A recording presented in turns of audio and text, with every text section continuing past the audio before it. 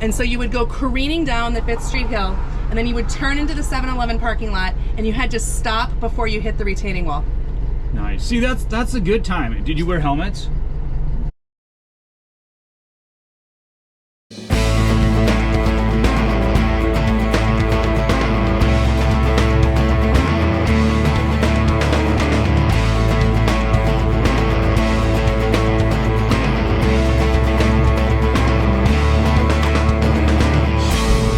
Ladies and gentlemen, welcome back to another episode of Riding with Jonathan. I am your host, Jonathan Larsen, and today I am with Amy Pokela, and she is her own person. And she's going to tell us a little bit about who she is and what she does. So, Amy, why don't you tell us, first of all, AMPO is what you called your company. Yeah. What is AMPO and what are you about? Yeah, so AMPO works with nonprofits. I do strategic planning and fundraising coaching. Okay.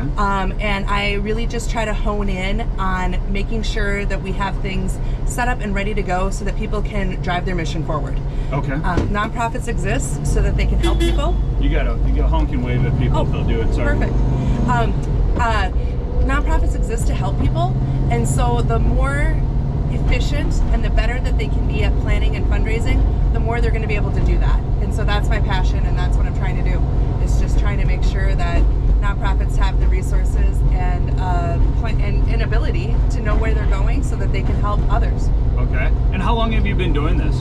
So this is we're kind of into year 3, year 4 of AMPO. Okay. But I've been in the nonprofit sector my entire career.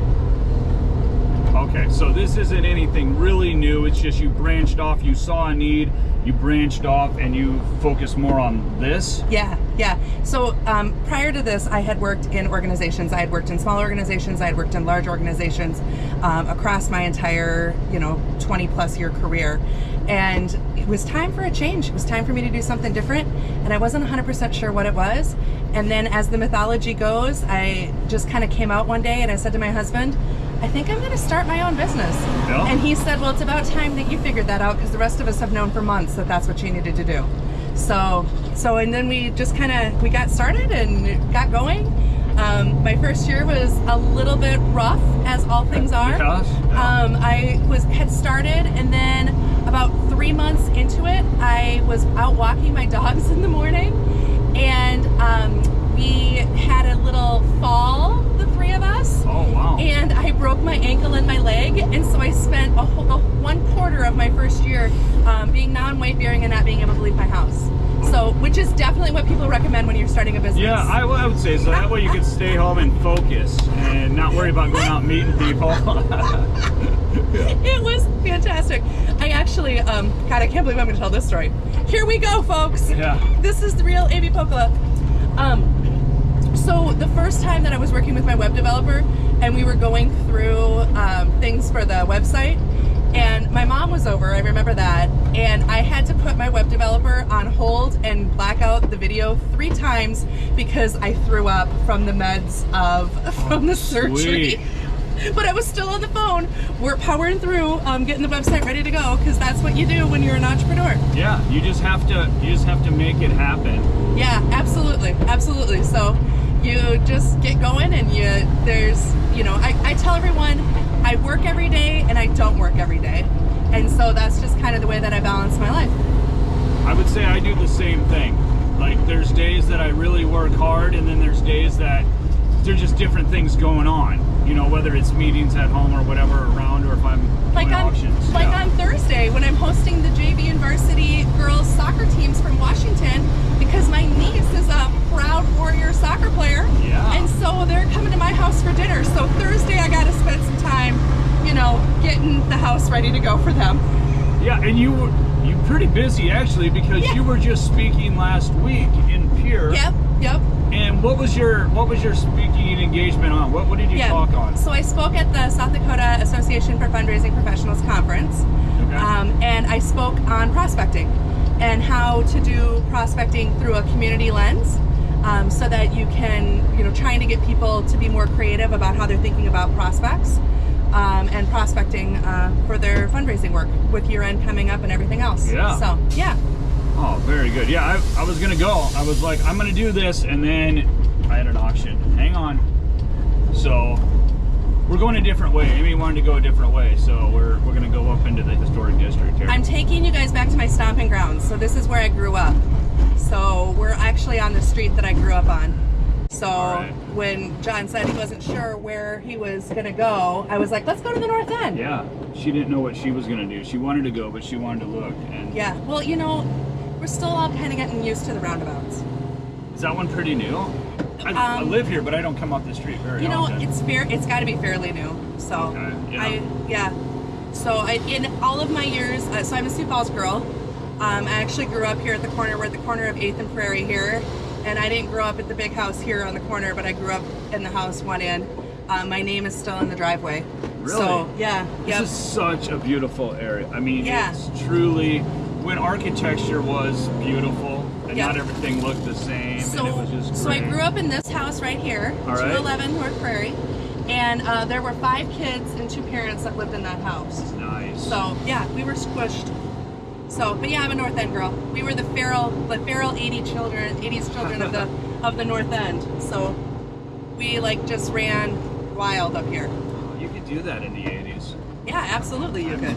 Times were different. So Amy, tell us, what is a typical day like yours when you're working, not when you're hosting soccer teams, but what does it kind of look like when you're in business mode? Yeah, so I'm kind of I like to get up early, so I'll be up early and I'll be doing emails and social media stuff kind of before I get ready. And then depending upon the weather, so there's a very important criteria of my day, which is looking at the weather. I lived in this house for 15 years. Really? Yeah. So you're gonna want to take a left here. So the very most important criteria of my business day is when am I going to walk the dogs. Okay. So in the summer when it's super hot, that means I'm walking them early in the morning when it's cool. Yep. In the winter when, you know, things are different than the summer, then I'm usually walking them midday. So that's part of my daily routine is when am I going to walk the dogs. So that gets played into it. But then it's a combination of making sure I'm caught up on social, emails, kind of all of that stuff. And then it's really, I have a whiteboard wall in my office, and it is working my way through each of the clients and what I have, what my upcoming deadlines are for those. Okay. And so I'm spending a lot of time at my computer. And then filtered in with that is Zoom. I love Zoom. Really? I do. Because so far this year, I have talked to people in 24 states and 3 different countries.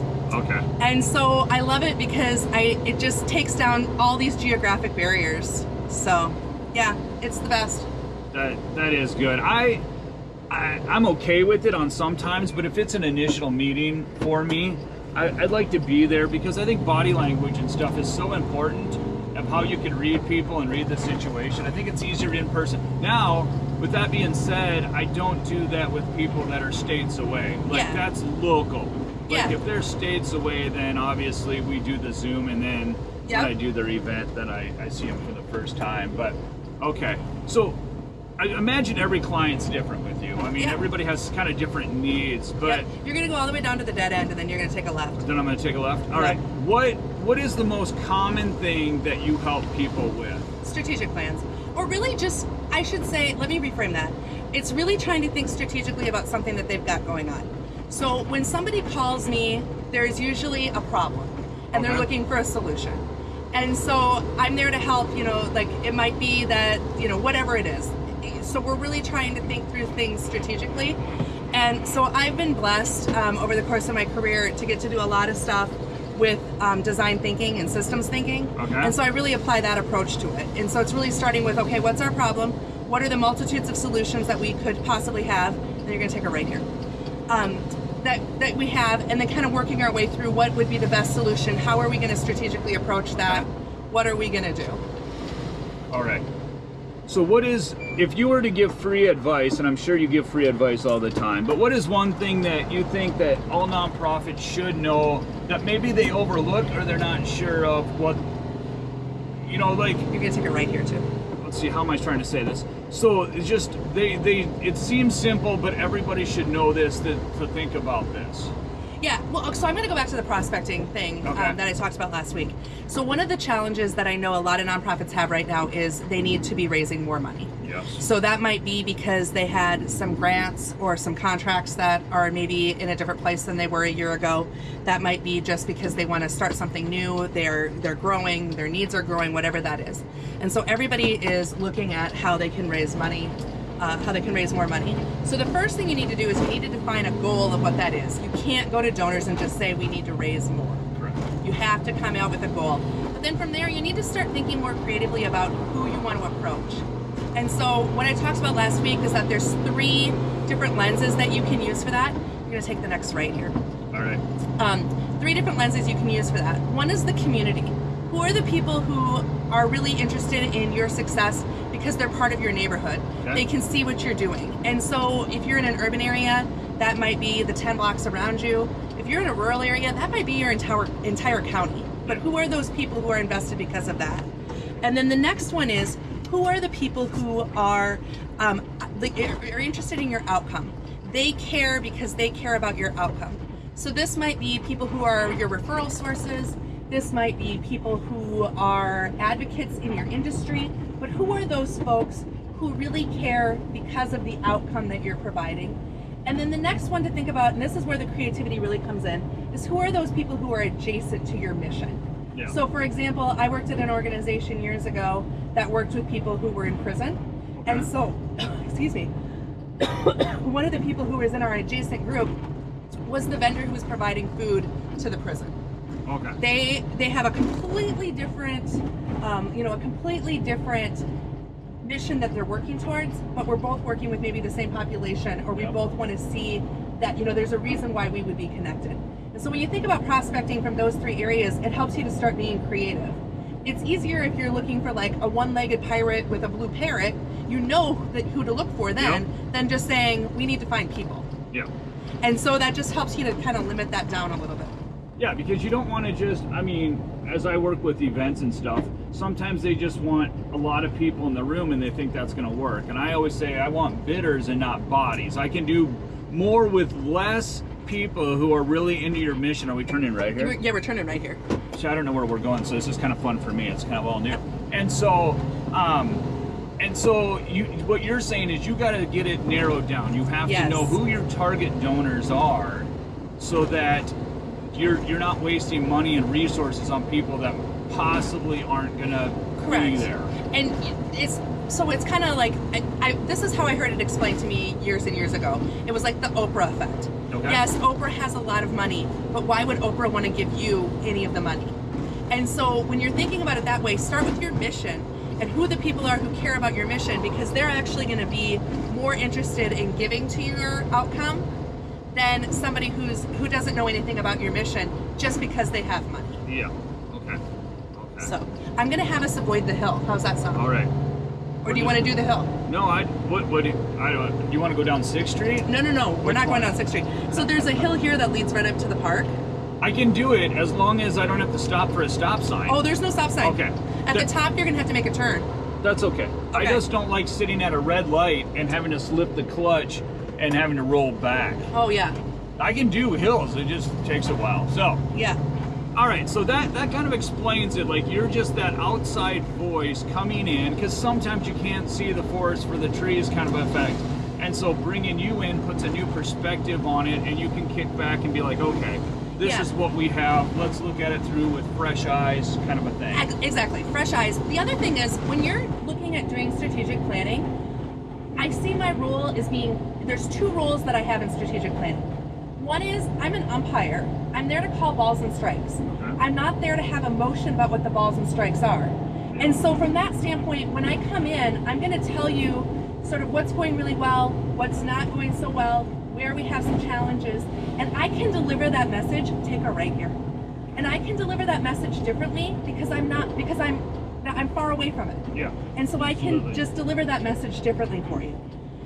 Now, the other role that I have in strategic planning is my favorite, which is I get to be a fairy godmother. Okay. I get to come in and hold up that mirror. We're not going to go up the hill. We're going to go down the hill. How's that sound? Okay, that'll be fine. Perfect. It's your ride. You're the one that's right up front. Yeah. So. But I get to be a fairy godmother, and I get to hold up that mirror, and I get to show you what you could be. Okay. And that's my absolute favorite, and I love that more than anything. is that I get to just tell people, like, here's the possibility of what you could be. Okay, that makes sense. That Yeah. sounds, and that's kind of like with my consulting. It's the same way, you know. And that's what you're coming in as a consultant with all your years and all the different We're gonna take a break organizations here. that you've worked with.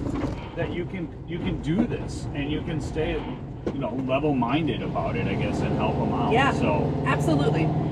And it's easier, like, I can help to facilitate those tough conversations because I have distance from them. exactly. And so I can come in and then take a left here.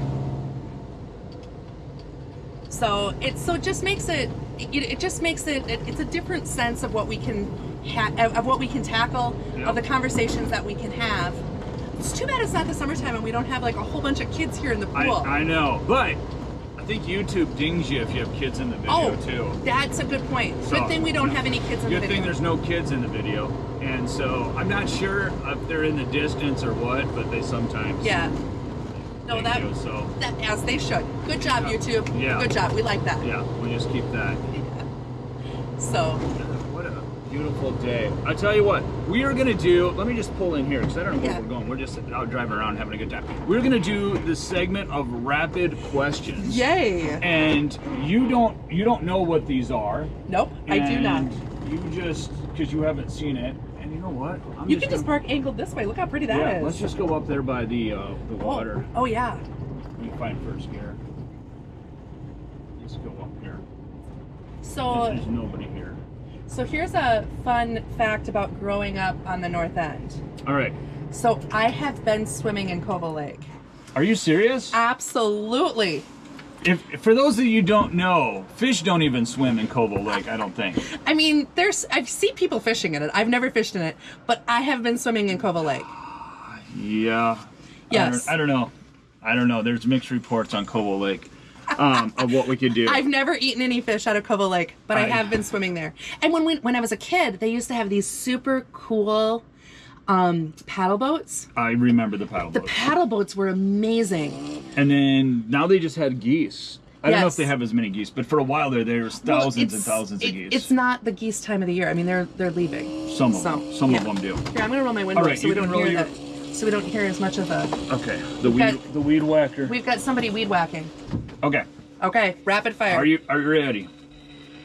Is your bed made right now? It's half made. Your half or his half? Well, it's a little bit messy. I threw the blankets back on top. It's not like there's no military corners. Okay. What is the best decision of your career? Oh. What was the best decision? Oh my God, starting this. I am having so much fun. I love this so much. I love the fact, the thing that I love the most is nobody tells me no. And so I have an idea, I can work out the parameters of it and I get to do it and I don't have to run it up the bureaucracy. I don't have to get a bunch of people's buy-in. I just get to do it and I am loving it and I am having so much fun and I am meeting the best people and the missions that I'm working with. Holy crap! People are doing good work out there and I love every single minute of this. Awesome. Starbucks, or what's your coffee order? I like tea and you guys, I can't drink caffeine. Anybody who knows Yeah, we're in the me, same boat on that one. but Yeah. Anybody who knows me knows that I bounce off the walls. So, okay, at one point in my life, I worked at a juvenile detention center over in Minnesota. So we used to get kids out of Minneapolis. And literally, these kids who had horrible charges against them would be scared of me drinking Diet Coke because I had caffeine and they knew I was caffeinated and that meant that I was going to make us clean. Make you clean. Yes. What's your Starbucks name? Oh, Annie. Really? Yep. Okay. I say Amy and people write down Annie all the time. I even had somebody write ANY for Annie, but yep, my Starbucks name is Annie. Nice. Favorite movie? My favorite movie. Oh, Four Weddings and a Funeral. Okay, good. Or When Harry Met Sally. Most people have two. They always throw in that second one because they're not sure. What's your karaoke song? Oh, I do not karaoke. But if you had to, Nope. you wouldn't even go there? Okay. Nope. I do not sing. I can tell you what my favorite song is. Yeah, that's fine. We'll move that. Wonderful World. Oh, yeah, Wonderful World by Louis Armstrong. And I can also tell you the song that I hate more than anything else in the whole entire world, which is Love Shack. Really? It is the worst song ever created. Some of these people are like, what is that song? Yeah. Favorite CD in high school? Well, my favorite tape / CD, yep, was The Violent Femmes. I wore that tape out. I think I had to rebuy the tape 4 times. Oh, wow. And probably had owned the CD multiple times. So The Violent Femmes. The one with the little girl on the cover. Everybody my age knows what I'm talking about. That one? Yeah. First job? B&G Milky Way. All right. Morning person or night owl? Morning. Favorite type of work bag or purse? Oh, well, my work bag is one that I borrowed from my best friend, Ellie High Street. Hi, Ellie. I borrowed it from her about 25 years ago, and I haven't returned it, so that's my work bag. My purse that I have with me today, my husband bought me for Christmas a couple years ago. I love that one. I love bags, so I have multitudes of bags everywhere. Depending upon where I'm going, I have multiple favorite ones. Okay, favorite meal? Man, you know what? My husband and I we just became empty nesters. Okay. And so this is going to be one of my favorite meals of our whole entire lives. So we dropped the kids off at college, and the Saturday after we dropped them off, we went to the Harvester and had the Price Fix menu down there at the Harvester. Okay. And the wine and everything, and toasted our new chapter of being empty nesters. And it was just a beautiful, lovely meal, and I enjoyed every single second of it. Nice. Now we're going to go the other way. What's your most irrational fear? Of getting my hand stuck in garbage disposal. Oh, that's a good one. Why would I have my hand in a garbage disposal with it turned on? But I've had multiple nightmares about this. What's in your trunk right now? Nothing. Good. Okay. Favorite month? Well, I love October. October is gorgeous. I love the Burr months, October, November, December. Okay. My birthday's in April, so there's a special place in my heart for April. Yeah. Oh, can I do a shout out for my birthday party? Yes. Okay. Yes. So on April 11th, 2026, I am turning 50, and I am owning it in all of the ways. And so I've rented out the Shrine Mosque that night to have a big party. So you're all invited. So April 11th at the Shrine, we're going to be having a party to celebrate me entering a new decade. There you go. There's your invite. There you go. What is one thing you wish you enjoyed more? Oh, crafts. I hate crafts. But you wish you would like to kind of... Yeah, because my nieces love them, and I wish that I had all these amazing craft ideas for them because they want to do them, and I can't get into it. I don't like them. And what shoe do you put on first? Oh. Left. Do you? Yeah. Well, I'm left-handed. Okay. So, yeah. But I've never thought about that before, so I just had to think about that in a big way. That's the one. So that was rapid questions. It wasn't rapid answers, as you can see. Nothing's ever a rapid answer with me. It was like... Why say something in 7 words when you can say it so much more eloquently in 15? Yeah, exactly. So we're going to see if the bus will start again. And we're going to roll the windows down because it's like a sauna in here. Woo! All right, so that was rapid questions. You didn't say it right. It's sauna. Sauna? Sauna. I'm finished. It's sauna. Okay. Sauna. All right, we're going to get up. Can I go this way? Yeah. Do you care? No, I don't. Is this where you kind of wanted to go? Yeah, I just thought it'd be pretty to drive around. Koho Lake is one of my favorite places, and the Japanese gardens and the terraces, and it would be quiet. And this is also my running route. This is where I used to run. Oh, okay. So, yeah. They've cleaned it up a lot. Well, Sioux Falls has been cleaned up a lot in a lot of different areas. When I was in high school, we one time got in trouble because we had been up at Falls Park, and we took some pictures, and one of my friend's moms found the pictures, and we got in trouble for going to Falls Park by ourselves. True story. Like, we used to ride the bike trail, and we could go towards, we called it the Empire Mall, but we couldn't go downtown. When I was a kid, like, we rode our bikes everywhere, but we weren't allowed to go downtown because it just was a lot rougher and dirtier, and especially around the falls and stuff like that. Do you want to know where we used to ride our bikes? Where'd you go? So the 5th Street Hill, which is the one right by Terrace, or right by the cathedral. So right by the cathedral, going down towards Minnesota. Now the cathedral actually has it blocked, so you can't drive all the way up it or all the way down it. Okay. But we used to, this was a rite of passage here on the north end.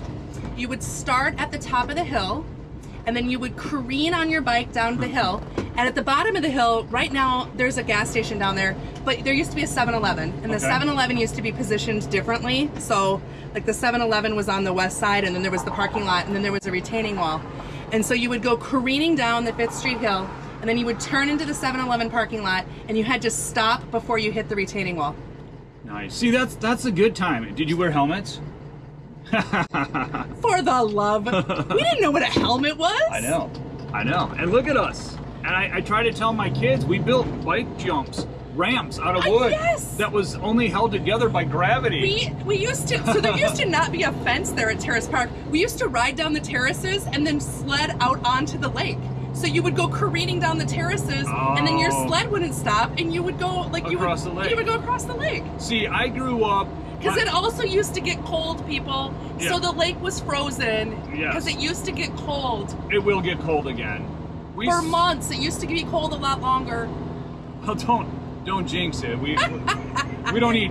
Now if we have a bad winter, everyone's coming for me. I know. They're gonna be like, we're not coming to your birthday party because we're thawing out. Or everyone's gonna come to my birthday party and throw snowballs at me. Yeah, that'll be fantastic. It's still cold out, Amy. What are we doing here? And you're like, we're going sledding.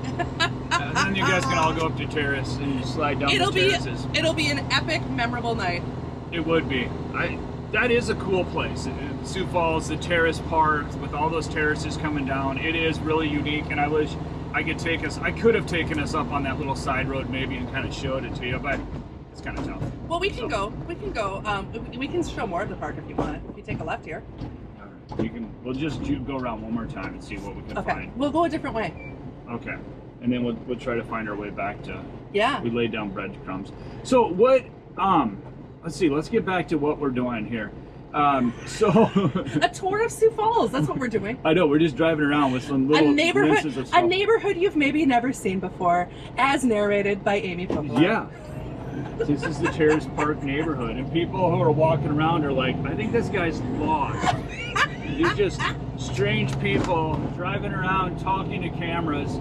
I'm sure this is how James Corden feels too when they're doing a carpool karaoke and stuff like that. Absolutely. All right. What's my favorite carpool karaoke? What is it? Ooh, I love carpool karaoke. I really love the one where they have the Broadway stars, where Lin-Manuel Miranda and Jeremy and all those guys are in there, and they're doing Broadway songs. That one is really, really good. I like that one a lot. That one would be good. I could get Broadway stars in here. You could. But I don't know. It would be interesting. Yeah. That's what I need, like a choir in here or something like that. Oh, well, that would be beautiful, actually. Yeah, and then the engine noise would be weird, and it would get hot and stuffy. But it would be good. You just have to do it on a cool day. Yeah. Well, thanks to you, it's gonna get cold. Because You're that's welcome. What you want. Yeah. So there's gonna be a lot of cold days. So how long do you work they're doing tree work. How long do you typically work with a client? Yeah. So I have discovered that I am like a relative coming to visit. Okay. People are really excited for me to get there, but there starts to be a point in time when they're ready for me to leave. And so what I have found is that spot is between 6 and 8 months. Okay. So I take a left here. So I usually work with an organization between 6 and 8 months. It's a good amount of time because it gives us enough time that something can happen, like things happen in the organization, that we've got some flexibility. But it's also short enough that we're moving along. We're not there, the grass isn't growing under our feet. Go up 2 blocks here and then take a right. So it isn't something like, hey, I'm part of your team indefinitely. It's like, I'm going to get in there, I'm going to help you, and then I'm going to get out. You're going to be fine after I'm gone. Kind of like Mary Poppins. Yeah. I mean, if you think about it. Oh, and I do usually come in with like a big bag full of stuff here too. Is this my right up here? Yeah, we're going to, you know what, I said we were going to go by the park, but we're actually going to drive by the cathedral. Okay, you can do that. Yeah. This is your show. I'm just along for the drive. I'm glad that you're along for the drive. This is fun for me, and then I don't have to worry about where I'm going, and then you can do the conversation and tell me where I'm going. I'm a multitasker. Yeah. Just check out this view. We're gonna go up there and just do it. Oh, look at there's kids playing. No, we can't point that out. We can't point that out. There weren't any kids, YouTube. It was a figment. Yes. But this spot here is one of the best views in all of Sioux Falls. Is from the Hawthorne Playground. It's just a gorgeous view of downtown. One of the things I used to do when I lived up here is when I was running and walking and everything, and take it right here. You want me to go right? Yeah, is I used to always take pictures of the North End, and then I would post them and say my neighborhood's prettier than yours. There's the cathedral, and it's gonna be hard to. Can you kind of angle it in? I can kind of see it, but yeah, that's beautiful. Yeah, the great point that makes us all know which way is north in town. Yeah. Well, and the spires, it's like a castle. It's like a princess castle. The kids driving around, you know, Yeah. You see it. It's really cool. And I just don't get up here that often. Which way do you want to go? Just keep going straight, and then we can avoid the hills. I can go down the hill. I can go down that hill. I just don't want to go but up then it. this way we can see all the big houses. Okay. All the big, cool All right. houses. Summit has all the really cool houses on it. Yes. Very, very cool houses. Yeah. All right, so you're in 6 to 8 months, and then how do you find your clients? Because you obviously have to find more and more clients like that. Is it word of mouth mainly, or what do you find that really works for you? So there's some word of mouth. There's people that I know from, you know, having worked in this field for so many years that I've got some people that way. I do some, you know, I do videos on LinkedIn. Okay. I spend time on social media. I'm on YouTube as well. I've had about 30,000 views in the last 90 days on YouTube. Wow! It's like this insane, crazy thing that I do. I post videos where I offer tips and things as, on fundraising and strategic planning, and they get posted. I have an intern who's been helping me get all that set up and ready to go. So I get leads that way and people that way. I do a lot of speaking engagements and vendoring and those kinds of things, and so I get people that way as well. So that's one of my favorite houses right there. Yeah, there are some just gorgeous, simply amazing houses here in Sioux Falls that people have taken care of so amazingly. And it's a labor of love because, to keep these houses up. Yeah, nope, it really is. Amazing. So, but yeah, so that's kind of how I find my folks, is I kind of find them a variety of ways. I work with people, so I have a online coaching platform that I'm doing, and I've got people enrolled in 2 states now in that. And so that's something where there's videos and workbooks and things that are all online. And then I meet with them once a month over Zoom to talk individually with them. And so that's been a lot of fun, and that really takes the geographic barriers off of what I'm doing. Absolutely. The strategic planning is, you know, I've got to do it a little bit more here in town and all of that, but or in the state. I've worked across the state. I do a lot of work in Minnesota. Okay. Yeah. All right. So a lot of work in Minnesota and South Dakota. Just kind of where it goes. And being online and now in today's age, you can easily do that. Well, and being an empty nester too, let's be honest. Yeah. You know, my geographic area really got to open up with the kids.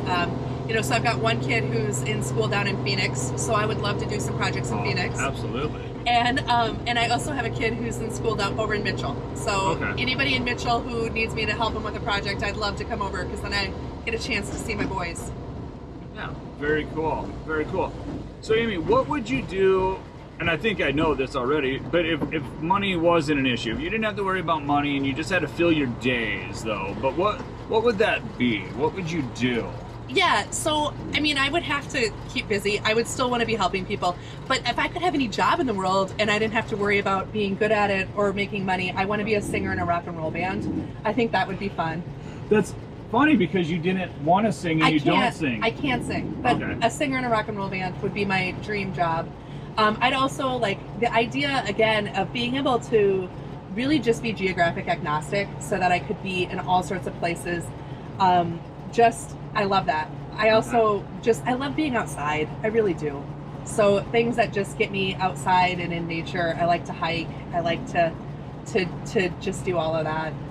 So you would do a lot more outdoor festivals as a rock and roll singer then? Absolutely. I would have to do all outside because I'm older now, so my ears won't be able to handle the inside as much.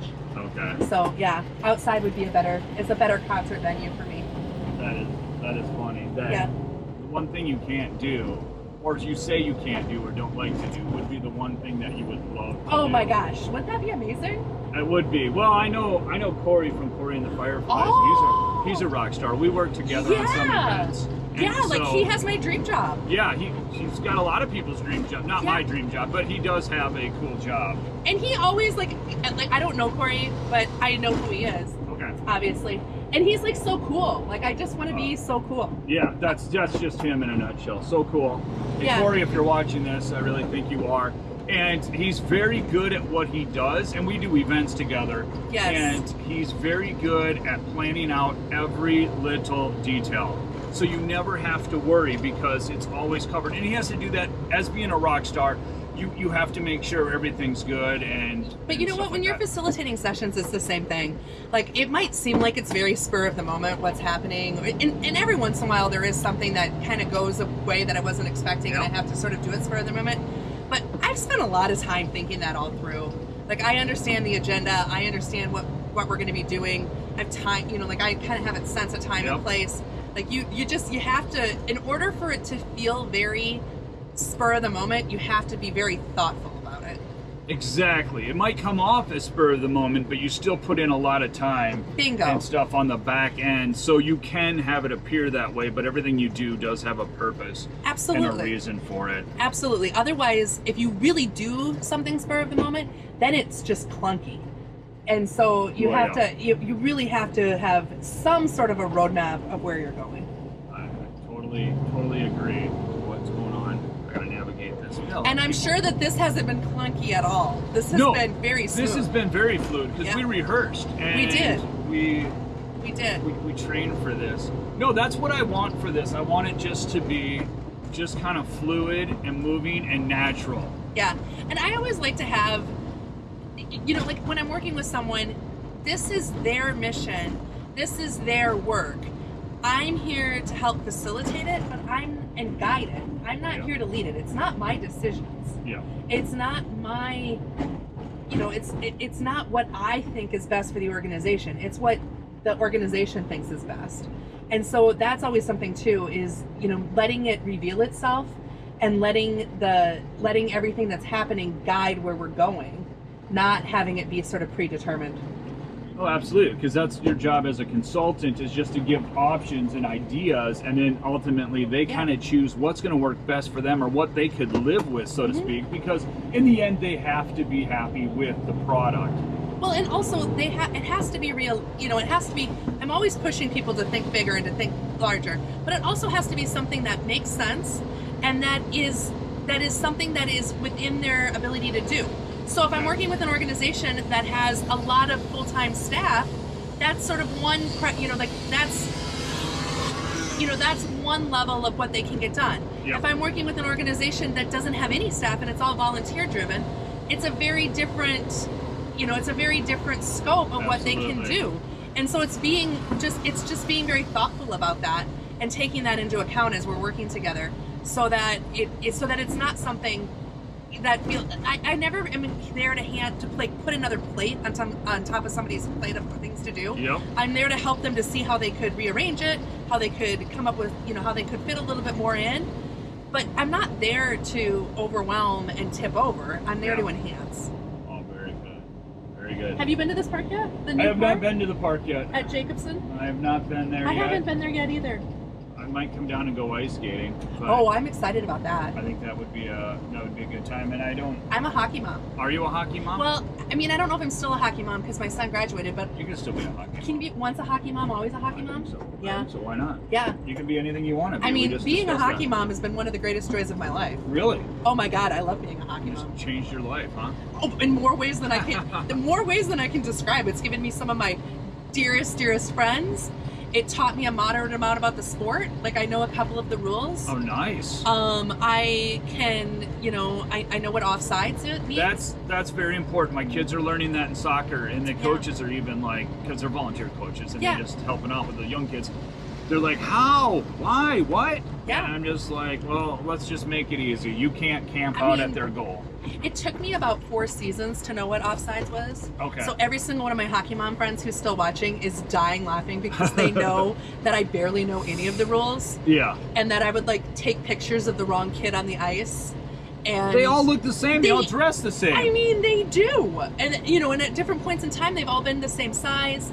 Yeah. So Yeah, I don't blame you for that. But yeah, but the ice ribbon is going to be so much fun. I can't wait. It is. It's gonna be cool. I think it's gonna be busy if we get the cold, but it's refrigerated, so that's the other thing. It will still will I mean, be we open. have to be like, there's a certain point where cold is amazing. Yeah. Like there is something magical about a 18 to 22 degree day with the sun out and no wind and fresh snow. Yeah. That's magic, people. Magic, I tell you. It's magic because it only happens maybe one day a year. But think if we could have that for like a couple of weeks, that would be great. That would be Colorado, right? Yeah, it would be. But instead we got 40-mile-an-hour winds and it's 30 below zero.